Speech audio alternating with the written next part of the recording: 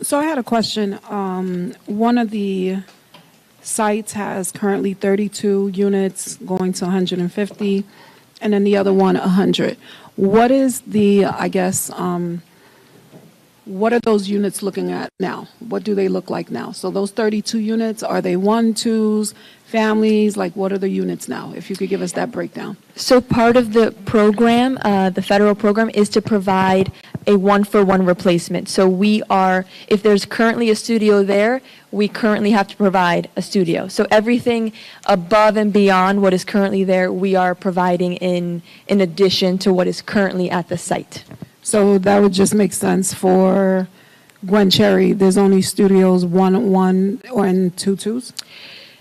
So It's a one-to-one currently, replacement. Lemon City has the studios and ones because this is an elderly building, and the Gwen Cherry is currently family. But when we group these sites together, then they're looking at the development as a whole, and we need to provide the one-for-one replacement across both sites. Got it. Okay.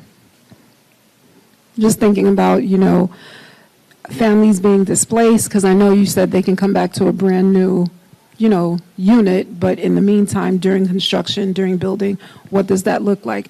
When they do come back, are they paying deposits, things of that, like, what is that? What does that look like? So currently, our relocation plan is in the works with the county. Residents will have all costs covered for their relocation and transfer back to the new development.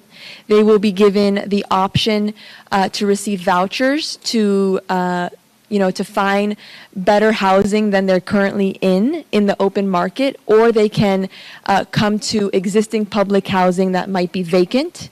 So it's up to them. They will have a choice. And then, of course, once the development is completed, they have that ability to return to a state-of-the-art brand new development for themselves and their families.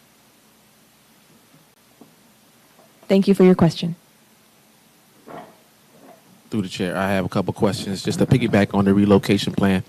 As of right now, a lot of public housing is being destroyed. So are you able to locate potential sites that people will be able to go to once that happens? Can you name any in the Miami-Dade area? So we actually will be working with a relocation consultant that will provide one-on-one assessments with each resident and help them locate their place of relocation. Our partner has some sites. We're looking at acquiring and rehabbing potentially some properties to ensure that everyone has an equal or better place to stay during that relocation. And so when you say equal or better, who's the agency that's going to oversee that to make sure? Because my fear is that folks are going to be put into housing that's actually substandard to where they are now, especially dealing with the elderly. Mm-hmm. I drive through Liberty City every day. I mean, those buildings are abandoned right now. You got to deal with mold. So to get them up to speed for them to be livable again is going to be a big task. Or you're going to recreate housing that doesn't currently exist. So is there a way that we can find a report on the progress of that relocation housing? Because to the naked eye, I haven't seen it. I don't know where it is right now. So that's a concern. And then secondly, I had a question around, I see you have community partners. What conversations have y'all had around community benefits? Are you all speaking? Are these partners that you're creating your community benefits agreement package with? And then if so, can you speak to some preliminary things that have come out of those conversations? Sure. To answer your first question, we've had some discussions with the Miami Jewish Health Center, which has some available vacancies for elderly housing specifically. So that is one partner we've spoken to. But it will definitely be a process ongoing with the community and with the county to make sure that residents are put in equal, if not better, housing, and that is a requirement of the HUD program that we're receiving funds from. So we will need to abide by that. In terms of the community partners, some of the programs we've discussed, for example, is skills training, specifically in technology, computer-based skills to enhance the employability of residents. Other programs are for the elderly, ongoing programming during the day to stimulate, elderly so that they are not isolated from other people in the community. They're more so integrated. Other programs are for children, after-school activities. We've spoken to the Little Haiti Football Club to provide programming to children as well. Any other programs that come to mind? So there's, again, ongoing conversations that are preliminary until we've solidified any specific MOU. Okay, and then like the follow-up, what is the process? What is the outreach? Are you guys online? Are you in the Miami Herald? How can folks get in contact with your organization to learn more about like how they can show up to these meetings and give their input? We will be creating a website once the project is approved by the Housing Committee and the Board of County Commissioners, so that way we will be able to receive questions and comments from the community to integrate them into our planning. And we are required to have 5 meetings with the community.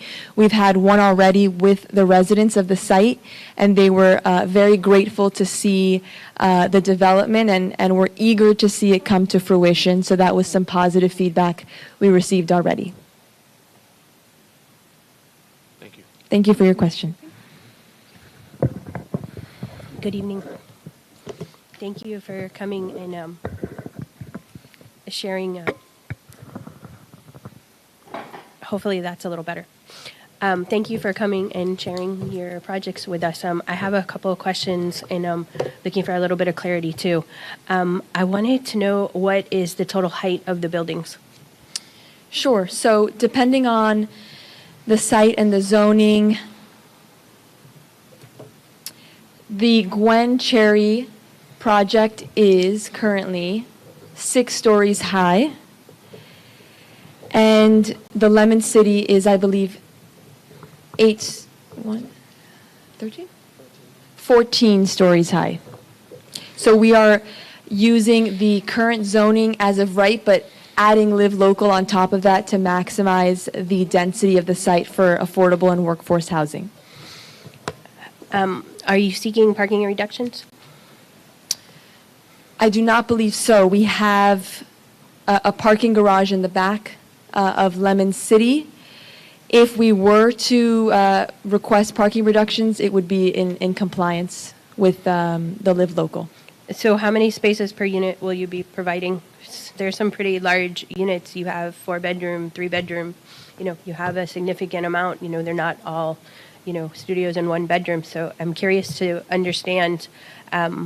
This is a tough area as far as transportation, and in Miami, most people have cars, and it's tough to get to work without one, at least at this time. And even though it may be on a Northeast 2nd Avenue corridor or a major corridor, I'm curious to understand the parking situation, since it does abut a residential neighborhood, and there is quite a lot of spillover, and parking gets out of control very quickly. So that's something that I'd like to fully understand, how many spaces per unit, and if in fact you'll be seeking parking reductions. I can certainly get that information back to you. The exact calculations were put together by our design team, and again, taking into consideration the multiple uses. So there is, of course, that commercial space that will need parking as well, and all of that was taken into consideration, and I would be happy to provide the board with those calculations. All right, thank you. There is a couple of uses that you mentioned, like the medical clinic use or a daycare use or something of that nature. What will happen with the rest of the retail? There's a pretty significant, close to 10,000 square feet by the time it's all said and done. So what are some of the other proposed uses for the additional retail? So those conversations are still ongoing. We would like to bring in community partners, specifically in the medical educational space, to provide residents with on-site support. But we are open to your feedback and maybe identifying some of those organizations that we could have conversations with and create space in the development for them on the ground floor retail. We need small business space. There is a lot of small businesses that face pretty significant challenges, pretty significant uphill battles here in Little Haiti. So I would be very curious to find out if there could be space for the small businesses, even if it was micro spaces, small, 500, 750 square feet. That is something that's of high interest to the trust. I mean, we've been very supportive trying to build back, the economic aspect here in our community. I'd like to continue that conversation as well. Certainly, yes. I have two more questions. I'd like to understand the programs that you're mentioning also, the long-term management of the programs, who'd be responsible for those? Is a long-term partner like AARP or the Miami Foundation or the Children's Trust or something like that going to be brought in? Currently, it's our team internally. We do have some community partners with us.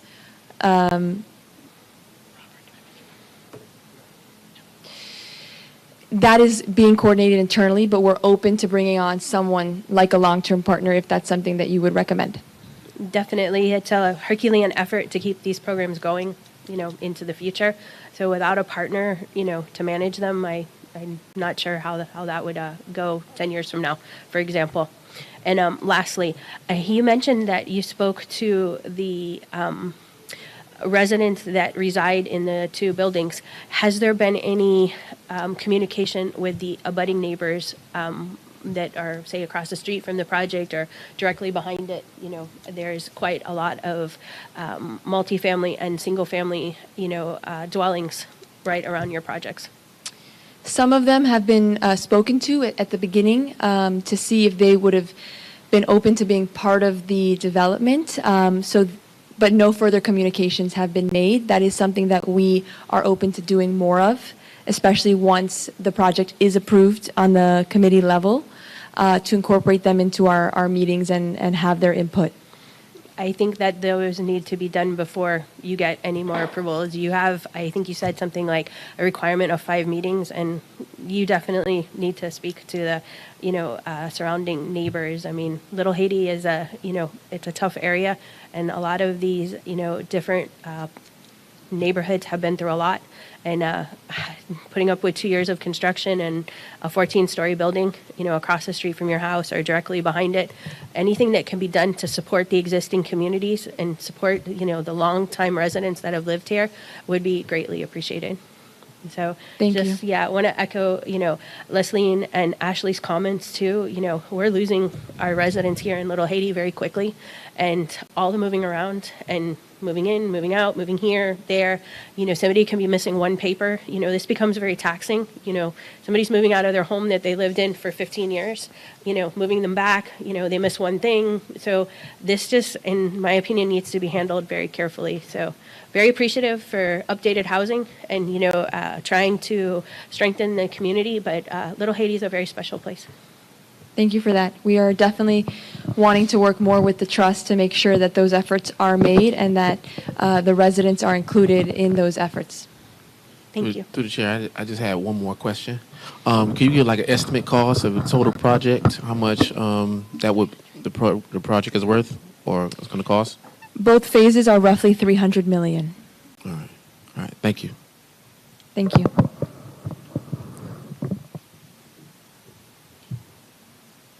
Thank you for your presentation. Thank you so much.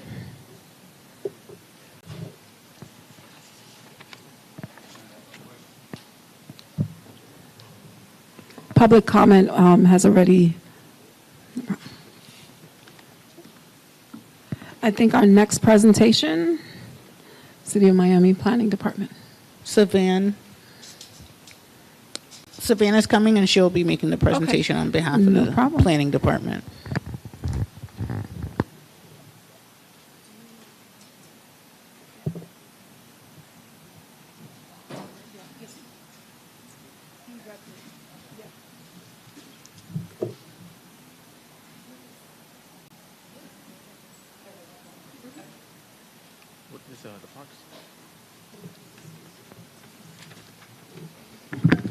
Good evening, everybody. I'm Savannah Steiner, the Assistant Director at the Planning Department. with the city of Miami. Last month, a couple of staff members were here and they were talking about our new transit-oriented development program. It's a multi-step process, and so step one was creating land use designations that would support fixed rail stations. And those fixed rail stations have to be adopted first by the county's transportation planning organization. So once those are adopted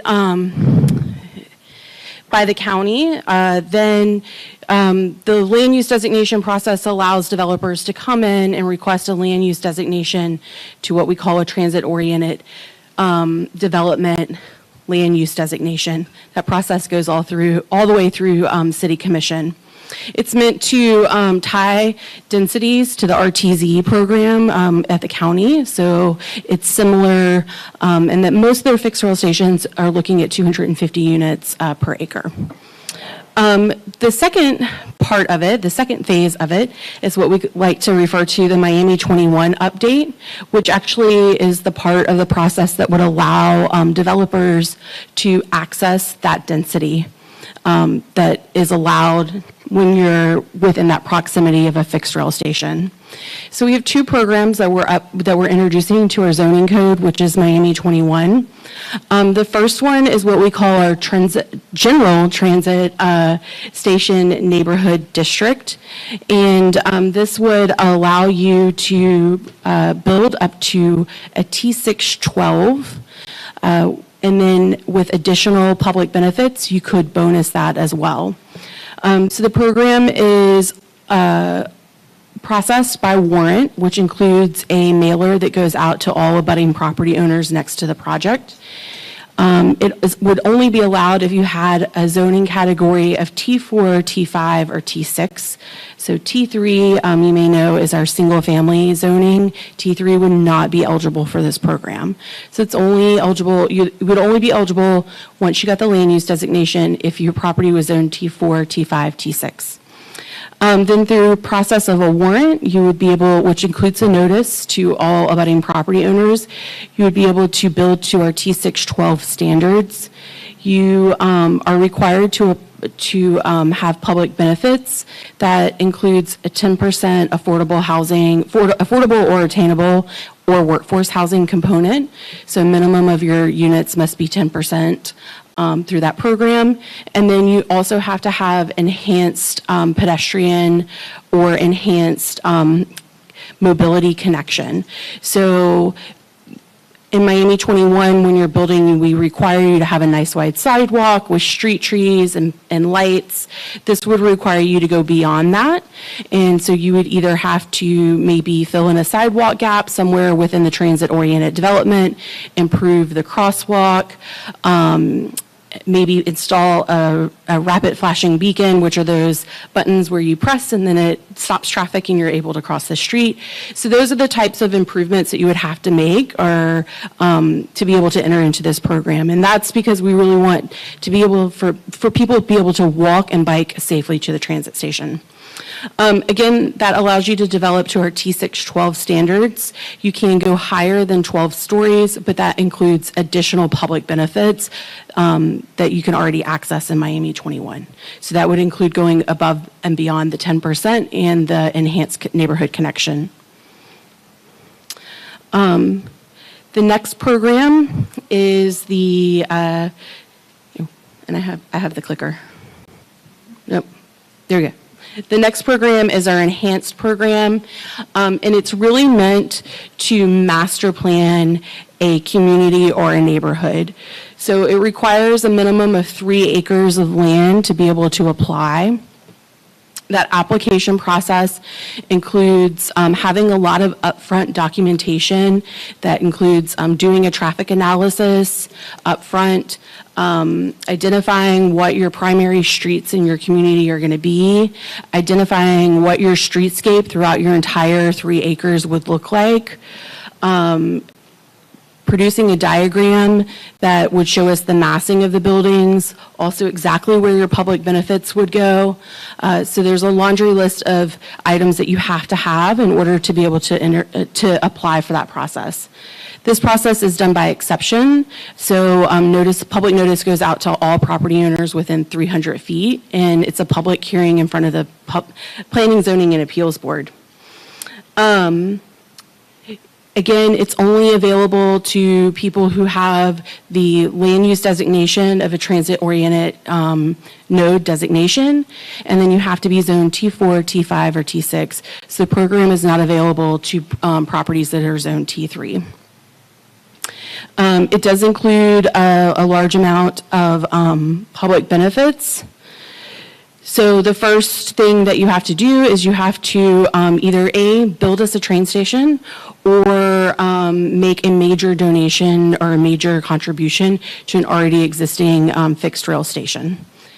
Again, those enhanced connections and neighborhood connections. So we want to make sure that people are getting or are able to actually get to the transit station without having a car. So how are we enhancing those pedestrian and bicycle connections or facilities? So one of the other things, even beyond the connections that you have to provide, is you have to provide enhanced mobility amenities.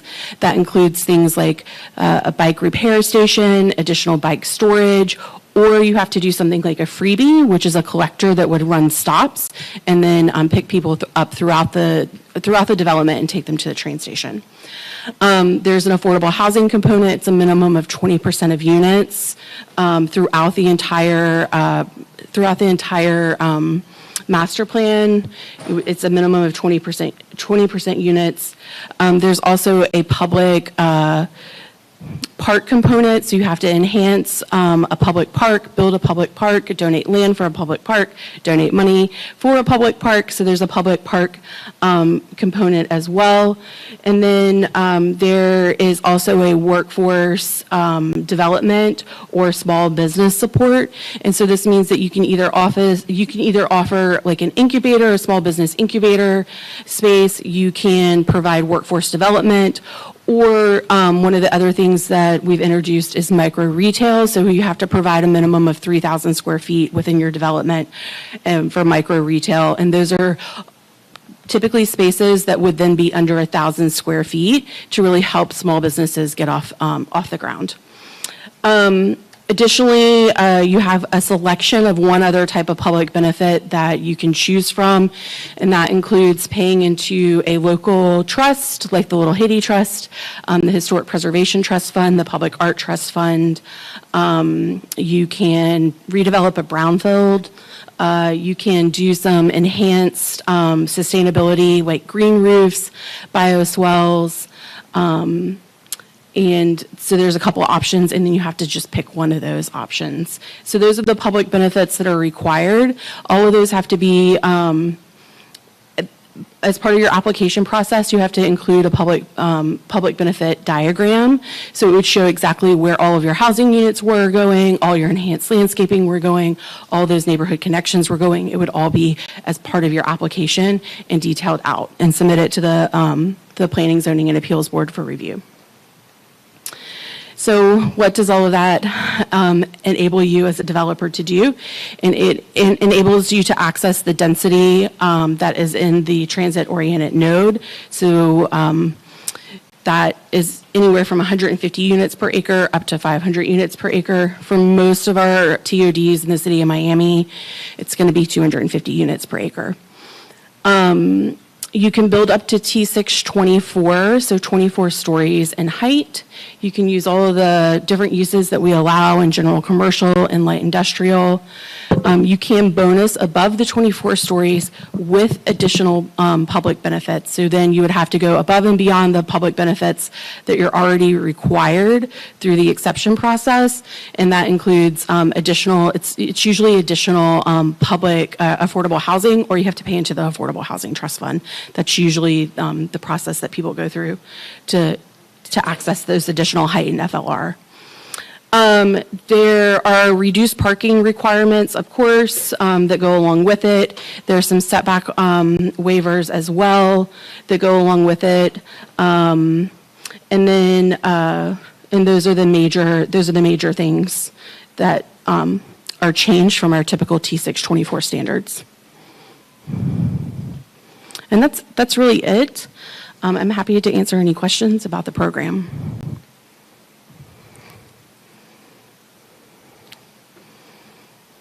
Would you by chance happen to have a map that will show on the transit corridor what properties would be affected by the first program potentially? And on the second one, where there's more than 3 acres, do you have existing properties now under single ownership in excess of the 3 acres? So you're not required to have single ownership to take part in the 3-acre exception process. You would just have to, all owners would have to come together and then, of course, sign for the application. So we don't know that any of those sites exist that are 3 acres or more. The current one that we have, and I do have a map, my computer is restarting, but it hasn't changed from last month, and that is we have about a little over 100 acres in the Little River neighborhood that is currently going through the land use designation process of becoming a TOD Node 2, which is 250 units per acre, and then TOD Node 1, which is 150 units per acre. And then I do have a map also of all of the fixed rail stations within the city. We can get a copy Yeah, of the map. absolutely. Because I know you have the spot on 54th Street and roughly Biscayne, a little bit west of Biscayne. Yeah, That's a pretty large site. I may You be have able the to pull Curley it- High School, former Curley High School, that might fit within that. It would be helpful if we kind of knew what some of those existing sites were that are under common ownership. But obviously, as you mentioned, there could be others that could be generated with. Right, it's not, I mean, the idea isn't that it's necessarily one owner that you have to land bank property. The idea is really meant so that the idea of getting to 3 acres is that you're master planning an area and a community. It's so that you are creating a cohesive design, and that 3 acres is about the same as a block in Miami, and so that's why we chose that 3-acre number. It was originally actually much lower, it was like 40,000 square feet, and we realized that we want people to come in and create a cohesive streetscape design, and really be able to create and support a community and a neighborhood feel. And so when you look at that, you really want to do a block, and that's about 3 acres in Miami. No, I appreciate that. I just think sometimes existing neighborhoods need to know what potentially could happen and be a part of that process too. Sure.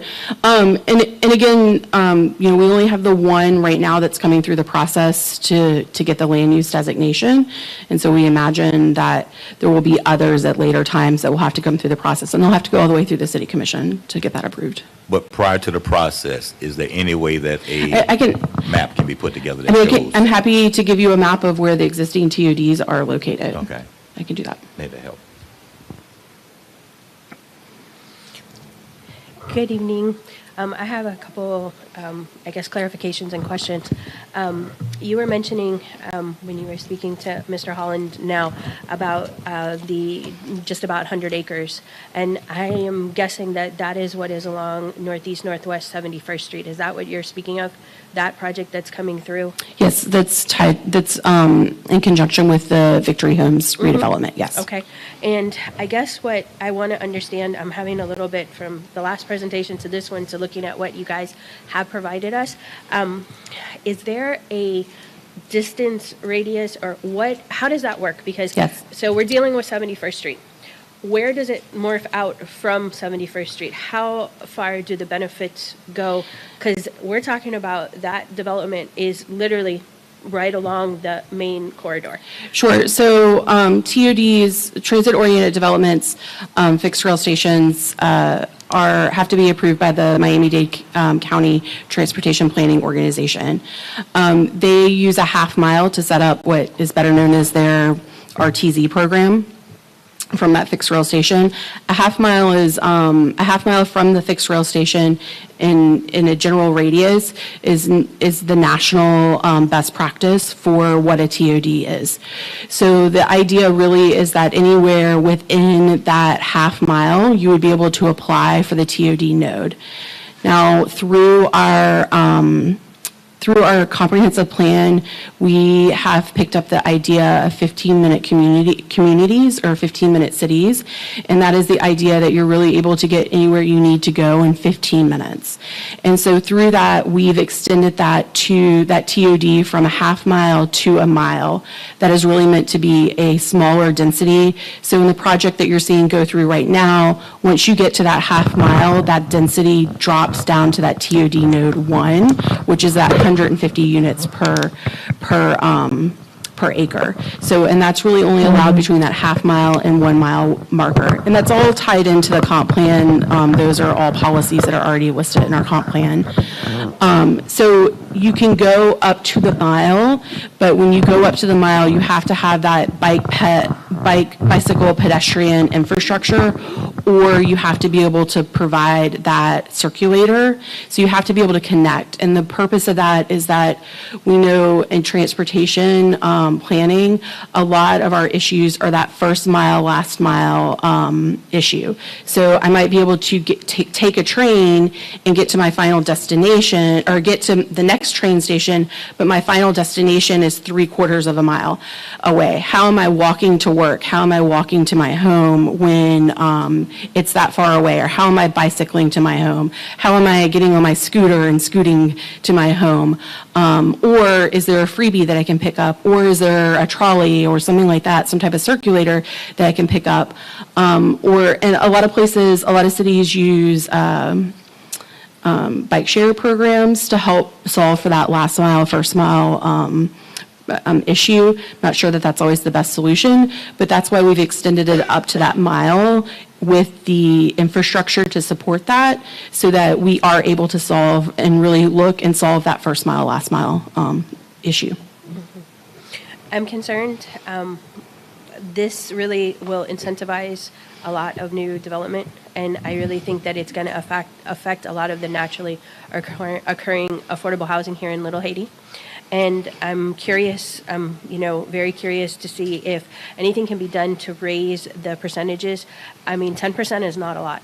It's a handful of units in each development. I mean, in a 100-unit building, it's 10 units. It's 10 units. And so, a lot of these are market rate. I mean, and you're, talking, with what's going on around here, that's not affordable to our longtime legacy residents. So I'd be very curious to see, for all of these hefty benefits and all of the bonuses and, all of these, enhanced benefits and things that a developer would be receiving, I would be curious to know if the percentages could be raised, because, not every community is the same.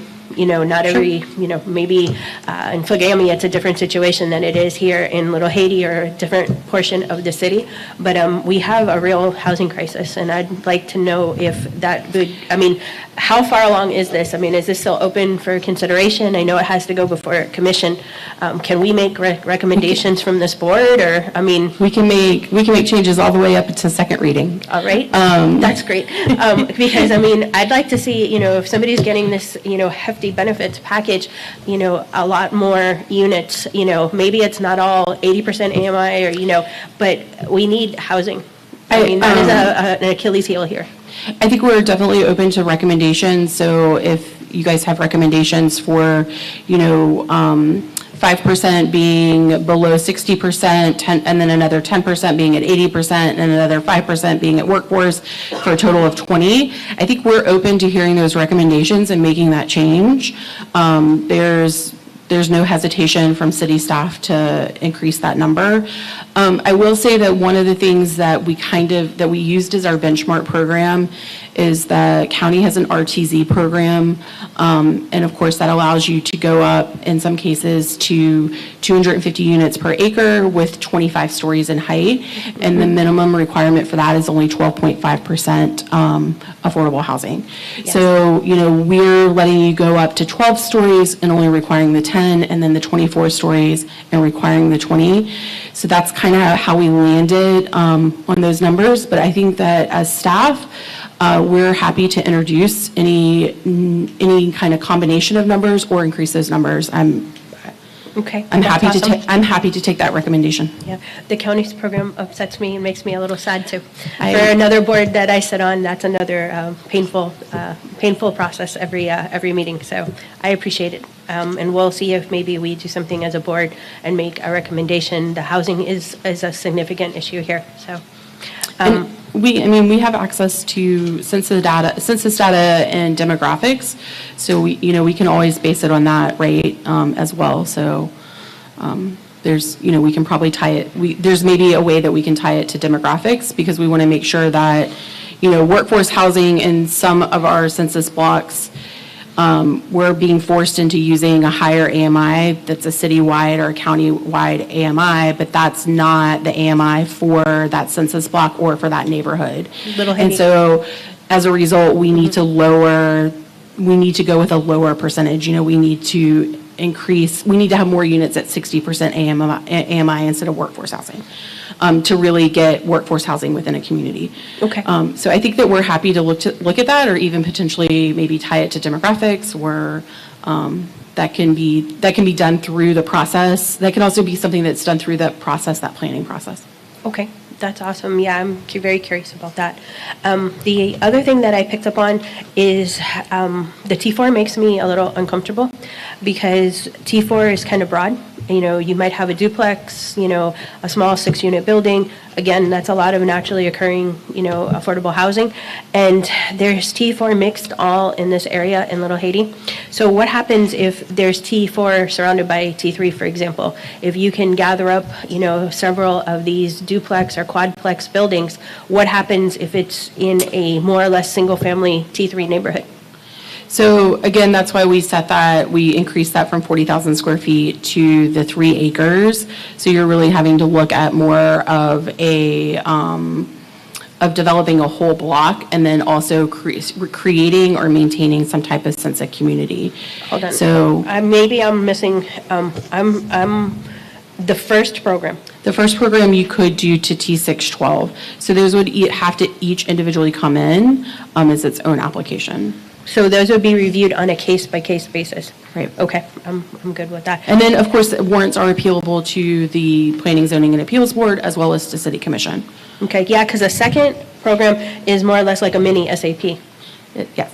Yeah, okay. With a lot of extra benefits, but yeah. Yeah, that's what I'm understanding. And then the different community benefits, is there going to be like an a la carte menu, or who's choosing these benefits? How is it going to be set up? Because somebody that comes in from Sure. a developer's point of view would want to offer X community benefits, but is that really what this community or that community or this community over here needs? So how does that kind of work? Is there going to be a menu to choose from? No, you have to do them, if you're doing the enhanced program, you have to do all of them except for there is the last one, and that's the one where that's the a la carte menu. But for everything else, you have to do it. You have to do it. It has to be in your plan. So for example, if you're coming in and you're doing a minimum project of 3 acres, you were going through the exception process, you were doing the master plan, you would have to provide a train station, or it's written as a 1.5% contribution to your existing fixed trail station. You'd have to do that, plus your affordable housing, plus your enhanced landscaping, which means that you're planting more mature trees into your streetscape. Your enhanced neighborhood connection, so you're improving the connections to the train station. You would have to also do your increased mobility, so providing that bike infrastructure and or that circulator. So you would have to do that. These aren't optional, you have to do all of those. Okay. Then there is an option, and the workforce development, you have to do that as well. So it's not, those aren't optional, you have to do those. And then the optional one is you can pick one in the a la carte menu is do the contribution to the public trust, or community trust, historic preservation trust, art trust, redevelop a brownfield, do some green infrastructure. Those are the ones that's a la carte, and you have to choose one of those. Everything else you have to do. And then in the general one, you have to provide that neighborhood connection, enhanced public benefit, and you have to provide the affordable housing. It's not optional. Okay. And again, there are criteria in expanded, enhanced version is that you have to have all of those as part of your application, and you have to show where they'll be and where you'll be providing all of those benefits, and then what phase they're tied to if you phase it, and then that's approved through essentially a legislative process. And are these benefits stackable? Because you're talking about fixed rail, and that means to me either Tri-Rail, Brightline, Metro Rail, that type of, Metro Mover. This isn't stackable with like the trolley, the bus, all of that. It doesn't. So it is not available to transit corridors. Transit corridors are where you have public transportation that's coming every 15 minutes. Mm-hmm. So that's where you see those stackable things where people might have a bus that comes every 20 minutes, and then they have a trolley that comes every 30 minutes, and that, like, the average between all the stops is 10 minutes between the two. That is not available for this program. So that's Okay. that's what we call our transit corridor programs. We do offer bonuses for that, but that transit corridors are not included in this program. This is specifically to look at our fixed rail stations. To go into kind of the nerdy planning part of it, we did a study where we looked at the amount of density and FLR allowed in our transit corridors versus our TODs, and then what is allowed through the county's RTZ program. We actually offer more density in our transit corridors currently, but we are significantly deficient in our transit, in our fixed rail stations and our TODs significantly deficient. And so this kind of evens that out. So there's really no reason for us to offer this program to our transit corridors. All right. Thank you. I really appreciate it. Does anybody, Any other questions anybody in from the the board? audience have a question? Anybody? No, the board? Yeah. Thank you. Okay.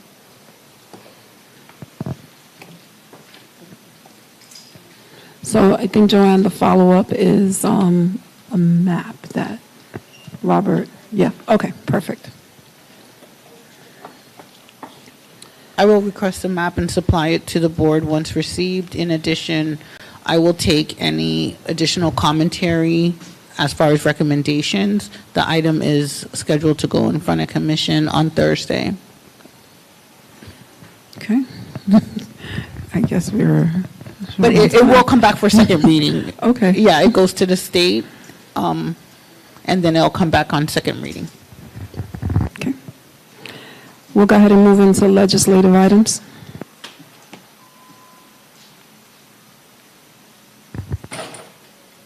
The first item is the minutes. Okay. So approval of the minutes from, go ahead. Second. All those in favor? Aye. Thank you. Next legislative item, 4B, is absence waiver. Rudy Meme, who's absent today. Okay. All right, move. Second. All those in favor? Aye. I only heard one aye. 2 ayes, 3 ayes? Okay. Motion passes. And then the next one is Resolution 2025-007, Small Business Exception for Miami 8333 LLC. Yes, so we received a request for an exception for a small business grant for a facade program going above our maximum of $20,000. The total request is for $43,451. This is the building's owned by Gershon Biden, who received the building from his father. His father has been operating his internal medicine practice at the location for over 25 years. He, as the new manager who's taken over the building, would like to do upgrades to the property, including hurricane-grade front door replacement, office flooring replacement, and lighting replacement. And so he's requesting a total amount of the $43,451 to be received through the Small Business Grant Facade Program.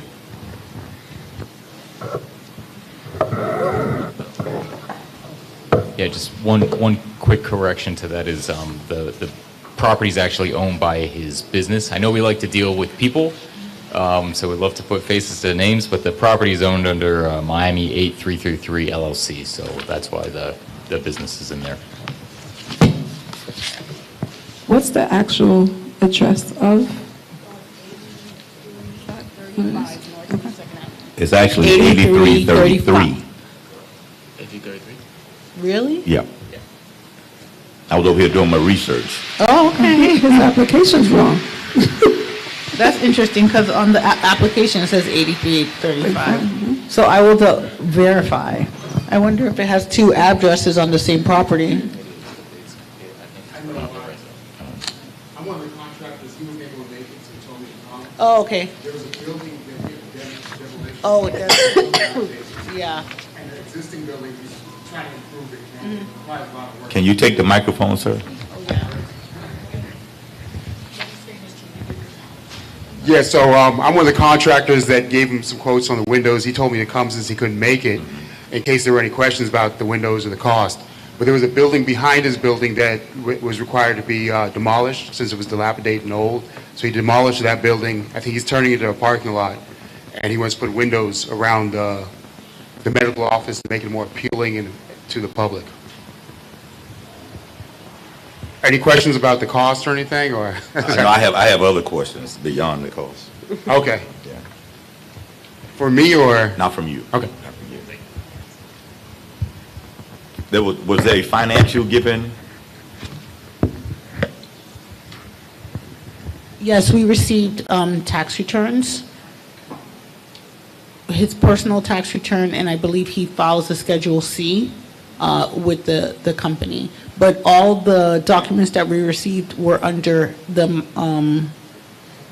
his company as the owner of the property. We did not get the tax information for the business that's operating because he has an LLC as the property owner. The concern that I have, obviously, I'll always support the majority of the board. I probably would not support the application, but for different reasons. When I pull him up on the property address, the property search with the county, he obviously inherited the property. It's been a long-standing property. Chances are it probably has no real debt on it. The property is worth over $1 million. And I don't think that he needs $43,000 when he can possibly refinance the building or do something else. So at most, what I would be willing to do is go up to the program limit amount, and that's reluctantly, but I definitely would not support the current application for anything beyond that, considering the value of the asset when we have other folk who are coming before us who probably need the money a little bit more with less assets.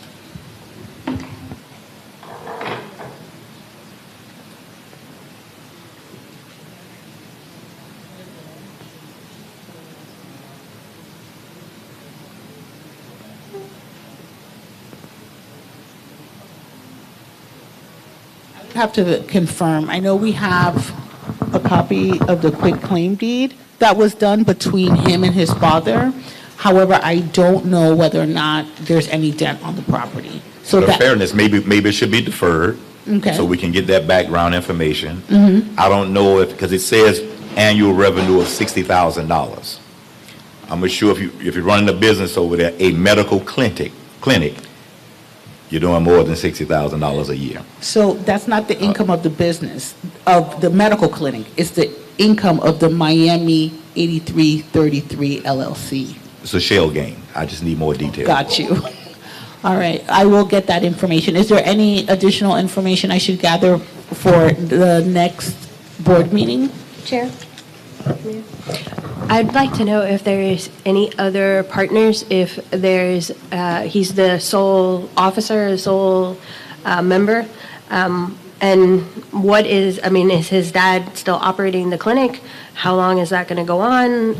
Does this fall into the same rules of like what we did with the trust, the national, him, yes, that, where, you know, we put parameters on it about it being sold and, you know, all of those types of things, because I don't disagree with what Board Member Holland is saying. You know, this isn't a found inherited situation, and it gives me pause, you know, to be forking over lots of money for very expensive upgrades that would create a large return on this person's found investment. This is a, you know, I mean, if it's 100% common ownership, there's a lot of kind of pitfalls here, I guess. I'm a little bit concerned too. I didn't fully understand. You know, a lot of times, you know, a business puts something in an LLC for protection, whether it's, you know, construction related, medical related, those types of things. I did not fully understand. I guess I just assumed that it was an LLC just to hold the building for the operating medical clinic. I didn't understand that there was more, you know, nuances to this. I have him on the phone. He thinks there's a misunderstanding because maybe his office and his father has operating. He's not making much money.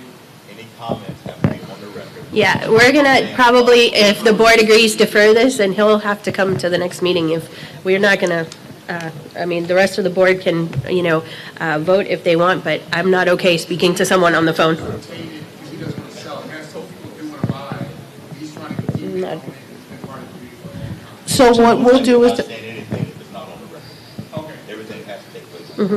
but wait, yeah, I would prefer that, But we're not since we're not speaking on able to speakerphone. confirm through the information online, that we have the opportunity to gather the documents and the information that's being requested. If we can defer this item for now and then bring it back for next month. Before we take that vote, you asked for any additional comments. So the original application funding requested was 174. So how did he receive any additional funding, bringing what his requested amount to is 43,000? No, when we received the original application, I reviewed to him that we've already established a precedent in which, for example, with National Group Realty, the maximum amount of the 40,000, and it also came with that 4-year lien, that I didn't believe that the board would be willing to go up to this dollar amount, especially onto one property. So based on that conversation, he revised the application to this current number now. Okay, thank you. I think we need a motion to defer. Motion to defer. Yes. A second. All those in favor? Aye. Aye. Motion passes, and then I think we're at CEO, hold on. The CEO report. Yes.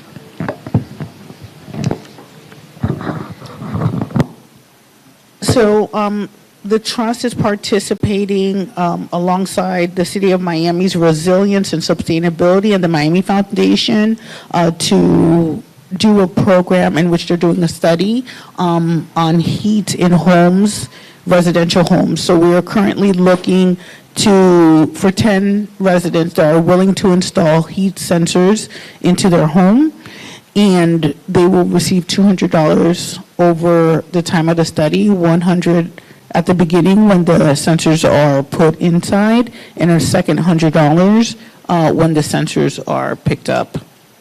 So we're currently working on that. Today, I will go ahead and say that we worked with an organization called Breakthrough Miami that came thanks to the connection from our vice chair. We had approximately 25 individuals that came out and did canvassing in Little Haiti earlier today, and that was one of the programs that we were able to promote as well. An update on the Haitian Heritage Month sponsorship. The month is over. The total amount that was awarded is at $145,000. We are already receiving documentation from the organizations. You also have the list of the organizations that were approved and for the dollar amount as well. The trust participated in an event called Small Business Power Day, which is through BizNation and also one of the Strive 305 programs, the county's program for small businesses. I don't know if it was last week. Yeah, last week we celebrated our first graduation for the financial literacy cohort. We had 14 individuals that graduated from that series. We're starting our next series tomorrow with 12 individuals. That seems to be a very popular program that people are interested in. We currently have a waiting list of over 25 individuals, even after we start our new class tomorrow with Catholic Charities. Then we celebrated Happy Birthday Little Haiti on May 25th. We had a proclamation that was given to Henry Robert Lamont's family. He's the community leader who established the Caribbean Marketplace. He was the executive director of the Haitian Task Force when this building was originally purchased. He passed away on January 1st of this year, and so his family was here and received a proclamation from the city of Miami declaring May 25th as Henry Robert Lamont Day. We also had a panel discussion with Pima Bouk, the entrepreneur, Jean Blaisoutier from Haitian American CDC, and Jean Longcamps. He is a new property owner in Little Haiti that was able to purchase a property on 54th Street utilizing grant funds from Miami Foundation of about $500,000. So he partnered with 2 other local businesses and was able to purchase the building. All 3 of them presented on the panel.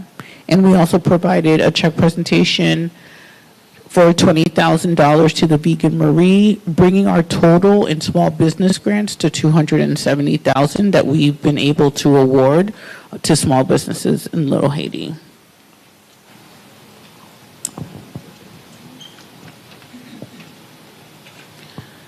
We completed our June open house in which we launched the Trust Homeowner Down Payment Assistance Program. So that officially launched last week at our open house, and we are currently going to begin marketing that program because June is Home Ownership Month. And in July, we're looking to do some type of Real Estate Development 101 sections in which we'll be inviting speakers to attend that first Wednesday of every month. Lastly, the last update is the small business grant awardees. I anticipate at the next board meeting we'll be having some presentations. We had one scheduled today for Lakai Ice Cream and Bakery, but they weren't unable to attend. And that concludes my CEO report. Need to bring snacks. Any questions from the board? So I just have to say on the record, where we've been and where we're at today. So I really want to thank Joanne and her staff because we have finally launched the last of the 3 original programs that we were required. And so it really shows the progress that the board has made, the commitment of all the board members. And so really to you, to all the staff members, thank you for making this a reality and not a dream anymore. It is a reality. So thank you again. Joanne is doing a really tremendous job. She's at every event, and I have to agree with the sentiments from the resident that panel discussion was really influential. I don't think that Pima Book really goes to any events or accepts. So the fact that Joanne was able to have that, make that happen, is very impressive. But really, we know you're doing the work out in the community. I hear it from other people. So really, thank you and your team.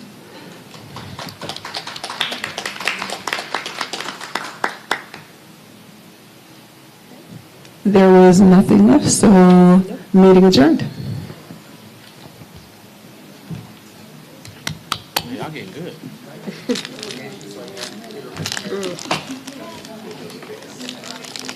I love my new pen. I like my new pen. She hooked us up. Very smooth. Yes. All right. Thank you for my pen. I love it. That's awesome. All right. I took 2 more shots. I gotta need some real food.